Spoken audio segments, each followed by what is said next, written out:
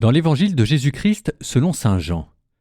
En ce temps-là, la foule dit à Jésus : « Quel signe vas-tu accomplir pour que nous puissions le voir et te croire ?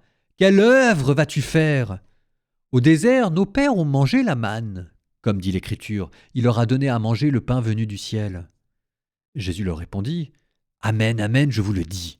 Ce n'est pas Moïse qui vous a donné le pain venu du ciel.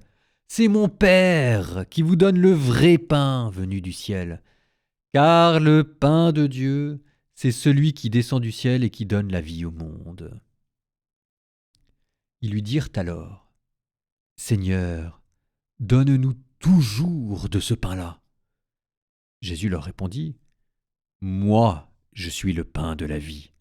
Celui qui vient à moi n'aura jamais faim. Celui qui croit en moi n'aura jamais soif.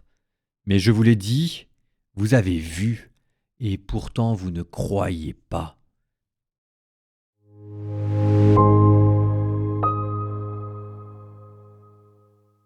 Dieu qui se donne lui-même en nourriture. C'est quand même toujours quelque chose de compliqué à comprendre et à la fois très beau. Ça veut dire quoi que Dieu se donne en nourriture ?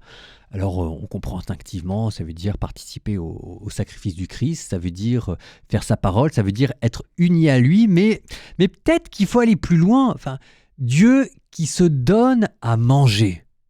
Bon, ça veut dire que c'est la divinité même de Dieu qui devient notre nourriture, qui devient notre aliment. Quand on mange quelque chose, on le fait sien. Ça veut dire qu'il n'y a plus Dieu d'un côté, nous de l'autre. Ça veut dire que Dieu vient en nous et qu'il descend au plus profond de notre âme et que là, c'est comme si on se l'appropriait. Alors, les Juifs, ils n'étaient pas au courant de toute la décomposition avec les sucs gastriques, etc., etc. Pour eux, c'était quoi le pain ? C'était un aliment qui, d'une certaine manière, de manière assez belle, assez magique, se transformait pour devenir vous-même. Et donc là, en fait, le pain, c'est Dieu qui, par sa mort, arrive au plus profond de votre âme et devient vous-même, vous vous l'appropriez. Il devient ce sur quoi vous allez construire votre vie, ce sur quoi vous allez construire votre existence. C'est lui qui vous donne la matière première même de ce que vous allez devenir. Elle vient d'où, votre âme ? Elle vient de Dieu. Alors ça ne veut pas dire qu'on est Dieu, ça ne veut pas dire qu'on reste des créatures, mais ce que j'essaye de vous montrer, c'est que cette communion, le fait d'utiliser la nourriture, ça s'inscrit au plus profond de votre être. C'est Dieu qui accepte de se dissoudre dans votre âme pour que vous puissiez vous l'approprier et jaillir de Dieu. Et c'est comme ça que vous ressuscitez. Et ça, vous voyez, quand on dit tout ça, on n'est plus dans le domaine moral, obéir à la volonté de Dieu. On est dans encore autre chose, on est dans la simple contemplation, dans le simple amour, dans la simple union avec Dieu.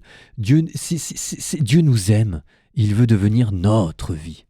Donc, écoutez, vous y penserez la prochaine fois que vous allez à la messe, la prochaine fois que vous mangerez l'hostie. C'est ça ce que ça veut dire.